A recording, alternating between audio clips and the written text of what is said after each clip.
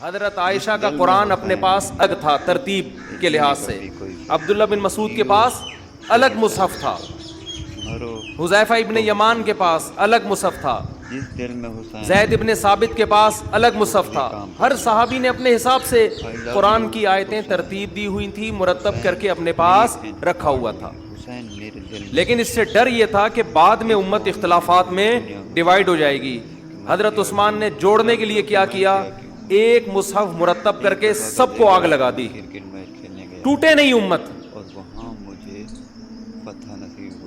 کتنا بڑا احسان کیا امت مسلمہ پر، کتنا بڑا احسان۔ یہی احسان چاروں ائمہ نے بھی کیا ہے۔ بہت اختلافات تھے تابعین کے دور میں، صحابہ جس کے پاس جو حدیث پہنچی اس نے فالو کرنا شروع کر دیا۔ اللہ علیہ وآلہ وسلم کی وفات سے، ان کی شہادت، بلکہ ان کی شہادت سے،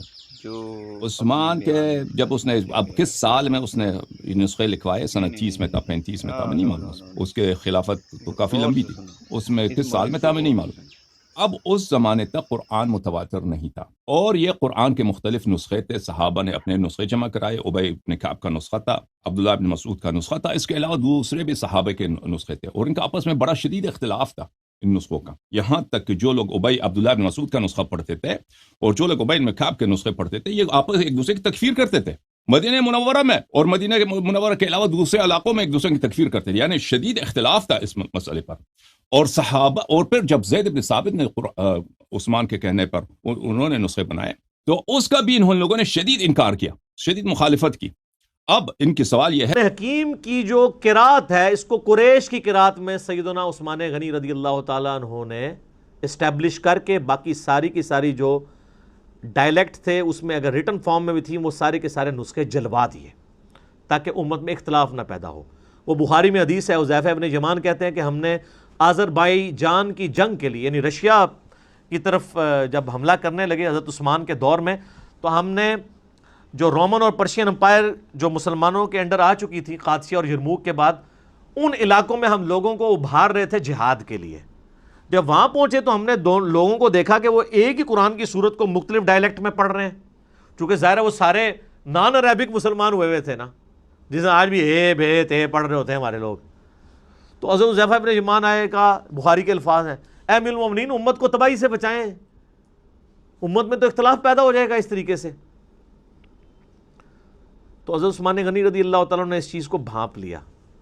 تو انہوں نے کہا کہ وہ جو نسخہ حضرت ابوبکر نے لکھوایا تھا نا، وہ سیدہ حفصہ سے لے کے آؤ، اور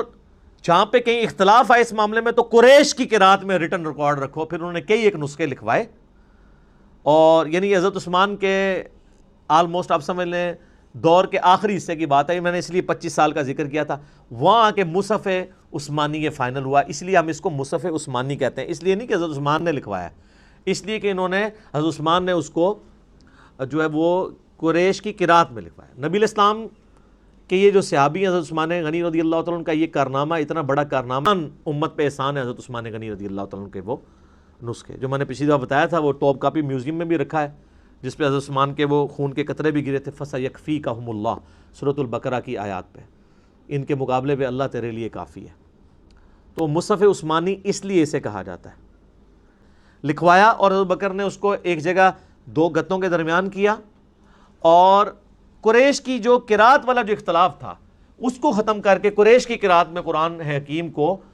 حضرت عثمان غنی رضی اللہ تعالیٰ نے ایک جگہ اسٹیبلش کیا۔ تو یہ اس کی پوری ہسٹری تھی۔ مجید کو مختلف قراءتوں پر، مختلف لہجوں پر پڑھنے کی اجازت دی گئی تھی، رسول اللہ صلی اللہ علیہ وسلم نے اجازت دی تھی۔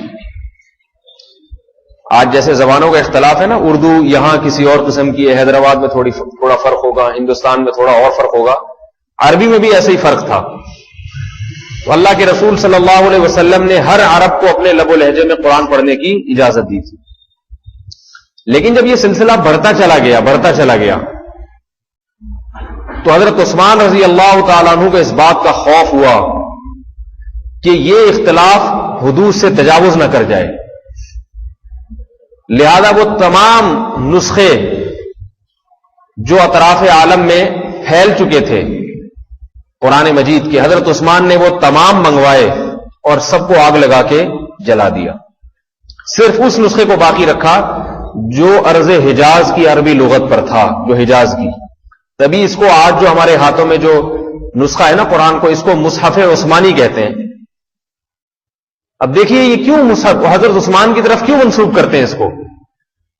اس لیے کہ اس نسخے کو جمع کرنے والے کون ہیں؟ حضرت عثمان۔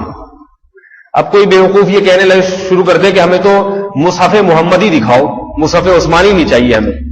اسے کیا کہا کہ آپ نے باقی تمام چیزوں کو، باقی تمام نسخوں کو ضائع کر دیا، کیونکہ لب و لہجے میں فرق آتا چلا جا رہا تھا، بڑھتا چلا جا رہا تھا۔ پھر دشمنان اسلام کو مزید موقع مل جاتا اسلام